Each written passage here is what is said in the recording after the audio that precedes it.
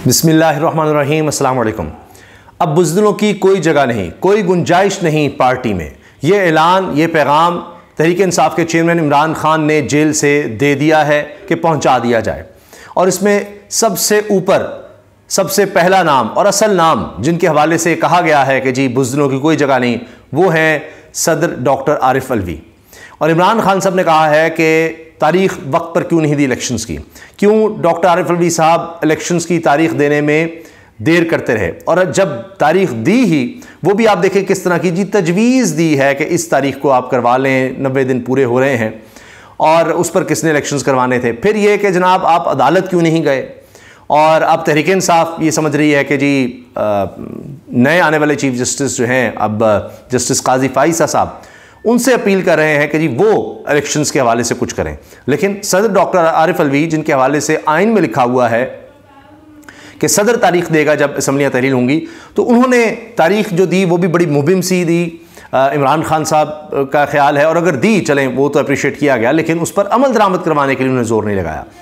अब डॉक्टर आरिफ अलवी साहब की अगर बात की जाए तो उनका यकीनन मौक़िफ़ ये होगा कि यहाँ पहले कौन सा अहकामात पर अमल दरामद हो रहा है। यानी सुप्रीम कोर्ट अगर कह देती है तो उस पर अमल दरामद नहीं हो रहा, हाई कोर्ट अगर कह दे, अदालतें कह रही हैं उन पर अमल दरामद नहीं हो रहा, तो मैंने क्या कर लेना था। क्योंकि अभी ये भी बात हो रही है, हारून रशीद साहब का ये कहना है कि जी सदर डॉक्टर आरिफ अलवी ही तो हैं जिनके थ्रू कोई बातचीत या बैक चैनल या इफ़ाम मुतफ़हीम, कोई मुफाहमत, कुछ इस किस्म का मामला हो। जो आप देख रहे हैं, दुरानी साहब भी, मोहम्मद अली दुरानी भी जा रहे हैं, मिल रहे हैं। उसके बाद कुछ तहरीक इंसाफ के लोगों से भी उनकी बाकायदा मुलाकात हो गई है, जिनमें असद कैसर भी हैं। लेकिन लगता यह है कि इमरान खान साहब को जो शराइत पेश की जा रही हैं या जो बातचीत चल रही है, उसमें ये बार बार ये बात आती है कि शायद कि जी इमरान खान साहब पीछे हट जाएं, मुल्क से बाहर चले जाएं या इस तरह का कुछ। वो तो इमरान खान साहब लग रहा है कि उल्टा इस पर ज़्यादा गुस्से में आ रहे हैं और कह रहे हैं कि जी इलेक्शंस तो हर सूरत करवाने पड़ेंगे मुल्क में, और उसके लिए क्यों नहीं जिद्दोजहद की जा रही, क्यों नहीं उसके लिए किया जा रहा। इस तनाजुर में उन्होंने कहा है कि अब पार्टी में बुज़दिलों की गुंजाइश नहीं है। जो नहीं साथ खड़ा हो सकता या कोशिश नहीं कर सकता, डट के नहीं खड़ा हो सकता, उसकी ज़रूरत ही नहीं है। अब आप देखें कि अगर हम इन द लॉन्ग रन की बात करें, आगे की बात करें, तो जिसने भी इस्तेहकाम में पाकिस्तान पार्टी बनाई है या बनवाई है, उसने तहरीक इंसाफ पर एज अ पार्टी एहसान ही किया है।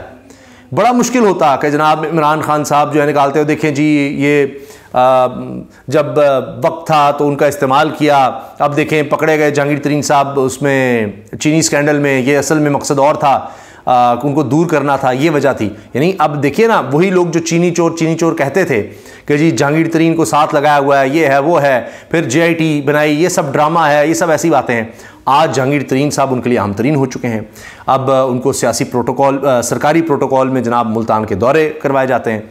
तो ये अब इमरान खान साहब को कैसे होता कि जनाब इनको दूर किया या क्या, वो खुद ही चले गए, दीगर लोग भी चले गए। फिर जाहिर है कि वो लोग जो प्रेस कॉन्फ्रेंसेस करके जा रहे हैं, उनको भी बड़ा अच्छा प्लेटफॉर्म भी मिल रहा है।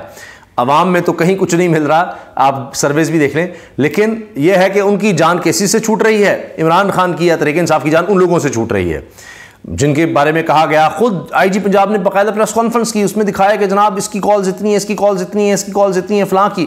उसमें मुराद रास का भी नाम था, लेकिन वो इस्तेहकाम में पाकिस्तान पार्टी में चले गए, उन्होंने रोते धोते की प्रेस कॉन्फ्रेंस। लेकिन जब गए तो उसके बाद केसेस भी ख़त्म।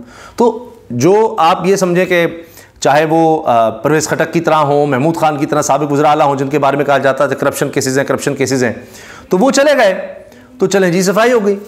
अब यह है कि जो जिन पर केसेस हैं, शायर अरफीदी की तरह या शांदाना गुलजार साहिबा की तरह या दीगर लोगों के ऊपर केसेस हैं, वो MPO शैम्पियो ये वो हैं, अली मोहम्मद खान के ऊपर इस तरह के केसेस, दहशतगर्दी है, तो वो उनसे निकल आएंगे। करप्शन के तो उन पर है नहीं, तो वो जब और ज़्यादा यानी इसके साथ इस एहतसाब के अमल से गुजर के आएंगे तो साफ़ सुथरे होकर आ जाएंगे। जो साथ खड़े रहेंगे, जो छोड़ के चले जाएंगे, नए लोग आ जाएंगे। ये तो मैंने आपसे अर्ज़ किया ना कि 80 से 90% अब भी टिकट होल्डर, टिकट्स जिनको अलॉट हुए, वो अब भी तहरीक इंसाफ के साथ हैं। बाकी नए जो लोग, उनके अगर वो छोड़कर जाते हैं, जो नए लोग आने के तैयार हैं कि जी हमें टिकट दे दें, उनकी तो आप बात ही छोड़ दें। तो इसी से आप अंदाज़ा लगा लीजिए। तो इमरान खान साहब इसीलिए खड़े हैं। उनको ज़ाहिर है, उनको भी सर्वेस के बारे में इतला तो हो रही होगी। जब 3-3 घंटे मुलाकातें हो रही हैं, एक ही वक्त में तकरीबन 6-6 वकला से इमरान खान साहब की, तो उसमें ज़ाहिर है सब बातें डिस्कस होंगी कि आइंदा का क्या लाहेमल है, जिसमें ये पैगाम भी दिया गया कि जनाब एक तो बुज़लों की कोई जगह नहीं, जाकर पैगाम दे दें, और मुझे इससे भी ज़्यादा तंग करना है, किसी इससे भी निचली क्लास में रखना है, जो भी करना है कर लें, लेकिन मैं तो नहीं हिलने वाला। वो और ज़्यादा हाँ ये ज़रूर कि जी वॉक की जगह नहीं, इस तरह की बात नहीं, वो नहीं, अदरवाइज़ वो तो जनाब वो खड़े हैं, डटे हुए हैं। और अब देखिए ना, 6 वकला की 3 घंटे मुलाकात, मुस्तकबिल के इम्कानात और ऑप्शंस पर बातचीत कि आगे कैसे बढ़ा जा सकता है, केसेस का क्या मामला है, पार्टी का क्या है। इलेक्शंस तो कहीं ना कहीं करवाने पड़ेंगे, ये तो बिल्कुल क्लियर है। मियां नवाज शरीफ की चाहे जितनी मर्जी शर्त हो कि जी मुझे बल्ला नहीं चाहिए और इमरान खान भी जेल में चाहिए, बाहर भी नहीं भेजना, वो ये अपनी तरफ से कर रहे हों, और मैं ये कर दूंगा वो कर दूंगा, उनके ख्यालात अपनी जगह, लेकिन मुल्क इसका मुतहम्मिल नहीं हो सकता, क्रेडिबिलिटी नहीं होगी। मैं इस हवाले से आपसे अर्ज़ कर चुका हूँ कि आप ये देखिए कि किस तरह जब कहा जाता है कि जी ये तहरीक इंसाफ तो होगी नहीं, अगर सरकारी सतह पर यानी निगरान वज़ीर-ए-आज़म ये कहते हैं, तो साथ ही वजाहतें फिर क्यों देनी पड़ती हैं, उस पर खड़े हो जाएं कि नहीं होगी जी, PTI नहीं होगी, ख़त्म कहानी, अदालतें कह देंगी हम नहीं करेंगे। उसके रद्द-ए-अमल में आप जब देखते हैं कि इतना कुछ आता है कि जब बाहर करेंगे तो नहीं संभाला जाएगा, अभी तो सिर्फ स्टेटमेंट नहीं संभाली जा रही, जब आप अगर ऐसा अमल कर देंगे जी बल्ला नहीं है, इमरान खान भी सब कुछ भी नहीं जी, इलेक्शंस में ऐसे ही फ्रॉड इलेक्शंस हो रहे हैं, तो फिर आप क्या कर लेंगे? फिर तो ये सेटअप भी जो है ही ना, आपने अगर इलेक्शंस नहीं करवाने फ्री एंड फेयर, तो जो भी लाकर बिठाना है उससे बेहतर तो अभी भी सेटअप चल रहा है। तो क्या आपसे दहशतगर्दी रुक गई है? अभी कहा जा रहा है एक दिन में 24 घंटे के अंदर 24 घंटे में 5 दहशतगर्दी के इतने हौलनाक वाक़यात हुए हैं, हौलनाक वाक़यात आप देखें, तो ये तो नहीं कंट्रोल हो रही। फिर इकॉनमी का सुन लें, 11 अरब डॉलर का रोल ओवर मांग लिया गया है कि हम आपको नहीं दे सकते ये रकम वापस, हम कर्जा नहीं उतार सकते, यानी एक डिफॉल्ट की कैफियत आ चुकी है, तो लिहाजा आप अब ये कर्ज आगे कर दें। अच्छा, आगे करने का मतलब ये है कि आगे चल के हम आपको देंगे तो कर्ज की अदायगी और ज्यादा बढ़ जाएगी, अगले साल और मुश्किल हो जाएंगे। मगर अगर मान जाएं, सऊदी अरब, चाइना, उनसे रिक्वेस्ट कर रहे हैं, नई इन्वेस्टमेंट का तो आप सोचे ही ना। शहबाज राना साहब ने ये ट्रिब्यून में खबर छापी है, एक दफ़ा फिर वो शहबाज राना जिसके बारे में कह रहे हैं जी ओहो मायूसी फैला रहे हैं, कह रहे वो करें, वो शहबाज राना डटे हुए हैं और कह रहे हैं जी 11 अरब डॉलर रोल ओवर, 11 अरब डॉलर हमें माफ़ कर दें। माफ़ से मुराद ये कि अभी नहीं दे सकते, आगे दे देंगे आप। ये देखिए ये हालत हो चुकी है। तो अगर फिर भी इलेक्शंस नहीं करने, और उसमें एक और झोल में आपसे अर्ज़ कर दूँ कि उसमें ये बात की जा रही है कि जो एश्योरेंसेस मिल रही हैं कि आपकी मदद करेंगे, जिस तरह IMF है, वर्ल्ड बैंक है, दीगर हैं, या दोस्त ममालिक हैं, वो भी कहते हैं कि आप स्टेबिलिटी ले आएँ इलेक्शंस की सूरत में। इनसे हम डील किस तरह करें? ये जो एक पता नहीं क्या अपने जो कैरेक्टर सेटअप है इसको चलाया जा रहा है, जिस तरह भी चलाया जा रहा है, इसके साथ तो हम नहीं कर सकते। अभी निगरान वज़ीर आला पंजाब चीन से हुआ हैं, क्या कोई मुआहिदा हुआ है? कौन करेगा इस तरह? नहीं पता, आप गारंटी नहीं कर सकते। ये तो है कि चलो जी जनवरी में हम नहीं करवा रहे, हमने ऐसी तारीख दे दी, वो सब नजर आ रहा है। झूठे पड़ रहे हैं ना आपके इदारे भी, इलेक्शन कमीशन की तरह झूठे पड़ रहे हैं कि जी इन्होंने झूठ बोला है कि जनवरी के आखिरी हफ्ते में इलेक्शन करवा देंगे, झूठ है। और फिर ना फरवरी में आएंगे, मार्च में आएंगे, कब आएंगे उसकी आगे तारीख देंगे, वो भी नहीं समझ आएगी। तो इस तरह इंस्टेबिलिटी चलती रहेगी और मुल्क के हालात आपसे कंट्रोल नहीं होंगे। तो जनाब कहीं ना कहीं इलेक्शन करवाने पड़ेंगे, और जो डट के खड़ा होगा जाहिर है कि आगे फिर उसकी पजीराई ज़्यादा होगी। यही बात हुई कि जी आप वापस ले लेंगे लोगों को जो छोड़ के गए हैं, तो इमरान खान साहब ने कहा था कि जो लोग खड़े रहे मैं उनको क्या मुंह दिखाऊंगा, उनसे कैसे बात करूंगा जो इतनी मुश्किलात में मुसलसल केसेस भुगत रहे हैं। तो ये जनाब सूरत हाल है।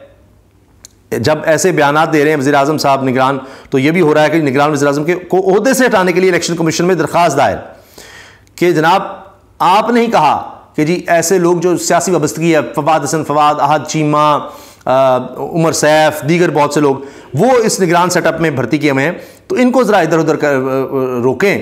तो इलेक्शन कमीशन ने ये जब खुद कहा और अभी तक वो लोग साथ हैं, तो इस पर फिर इनको फारिग करें, निगरान सेटअप को फारिग करें, इनको निगरान वज़ीर आज़म को ही ओहदे से हटाएं। क्यों इन्होंने अभी तक इलेक्शन कमीशन के अहकामात पर अमल नहीं किया?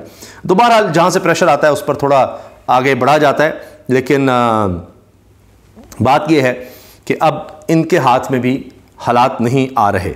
तो ये सेटअप भी ज़ाहिर है कि जब इतना नाकाम होता नज़र आएगा, अमन व अमान की सूरत हाल के हवाले से, मईशत के हवाले से, सियासी हवाले से, आइनी कानूनी हवाले से।